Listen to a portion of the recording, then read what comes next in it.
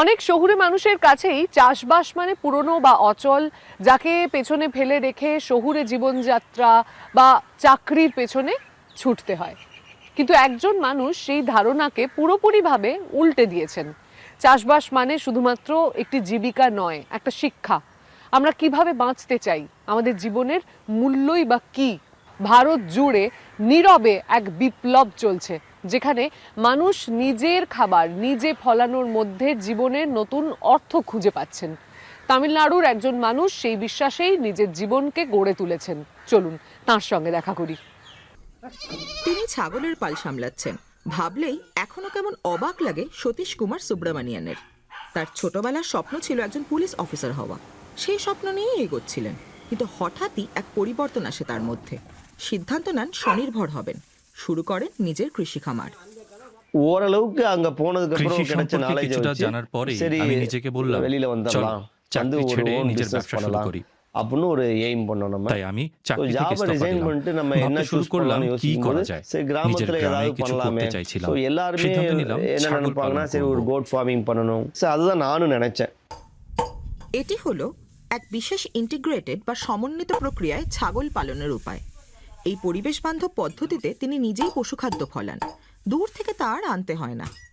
তার চাষ করা জিনজাওয়া বা মার্ভেল ঘাস পুষ্টিকর এবং খুব কম পরিচর্যাতেই বছরে একাধিক বার্তা কাটা যায়।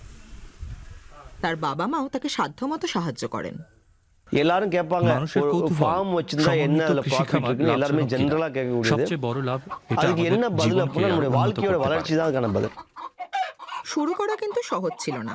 খামার থেকে পর্যাপ্ত আয় না হওয়ায় গ্রামেই তিনি একটি জিম খোলেন। কিন্তু খুব তাড়াতাড়ি তিনি বুঝতে পারেন যে পুরুষ ছাগল বিশেষভাবে লাভজনক এবং তার খামারের প্রাণী কিনতে আগ্রহী পালকদের কোনো অভাব নেই। ছাগলের পাশাপাশি এখন তিনি গরু, মুরগি, এমনকি কুকুরও পালন করেন। இப்போ புதுசா ஃபார்மிங்க்கு வர்றவங்க எல்லாருமே শুরুতে সবাই সচরাচর இமீடியட்டா তাৎক্ষণিক அதுல இருந்து লাভের আশা ப்ராஃபிட் করেন। எடுக்கணும், எடுத்து এটাই நிறைய তাদের ஏர்ன் ভুল। பண்ணணும் அப்படின்னு தான் ஆசைப்படுறாங்க. আপনি Actually அது first গোড়াতেই of all আয়ের அது আশা அங்கேயே করতে தப்பு அது. পারেন না। நீங்க அப்படி பண்ணவே অন্তত முடியாது. 3 বছর ஒரு தொழில் শেখা ও ஆரம்பிச்சீங்கன்னா অভিজ্ঞতা লাভের 3 வருஷம் পরই কোনো மினிமமா ব্যবসা அதுல வந்து লাভজনক ஃபீல்டு হয়। ஒர்க் பார்த்தா மட்டும்தான் இந்த தொழில் সাকসেস। এই প্রাক্তন পুলিশ কর্মী গণমাধ্যমে যথেষ্ট সফল। তার ফলোয়ারের সংখ্যা প্রায় 1,40,000। সেখানে মানুষ সমন্বিত কৃষি খামার সম্পর্কে নানা ধারণা পান। এছাড়া অন্যান্য কর্মশালার ব্যাপারেও জানতে পারেন, যেমন সাম্প্রতিক এই মুরগি পালনের আলোচনা সভা। তার এই নতুন পেশা বাবা মায়ের গর্বের কারণে হয়ে উঠেছে। சதீஷ் வேலையை விட போறேன்னப்ப கொஞ்சம் கஷ்டமா இருந்துச்சு. সতীশ যখন திடீர்னு கிடைச்ச চাকরি வேலையை ছেড়ে அரசாங்க কৃষিকাজ வேலையாச்சே, করার সিদ্ধান্ত போய் নিল, விட போறேங்குது, আমরা கஷ்டம் অবাক இல்லாம হয়েছিলাম। இருக்கலாமே, நிழல்ல வெயில வந்து ஏன் கஷ்டப்பட்டு சம்பாதிக்கணும் পরিবারের அப்படின்னு লোকজন ஒரு সরকারি ஆரங்கமா চাকরি இருந்துச்சு. ছেড়ে দেওয়া இப்ப என்ன ভালো করে நினைக்கிறோம், নেননি। இருக்குதான் நல்ல பிசினஸ் வருதுன்னா அழைச்சலா அப்படிங்கறது কিন্তু ஒரு எண்ணம் এখন இருக்கு. তার পরিশ্রম ও ஆனா ফলাফল கொஞ்சம் দেখে আমরা முயற்சியா সত্যি இருக்கிறதுனால খুশি। சரி পரவாயில்ல அப்படிங்கிறது மாதிரி இருக்கு.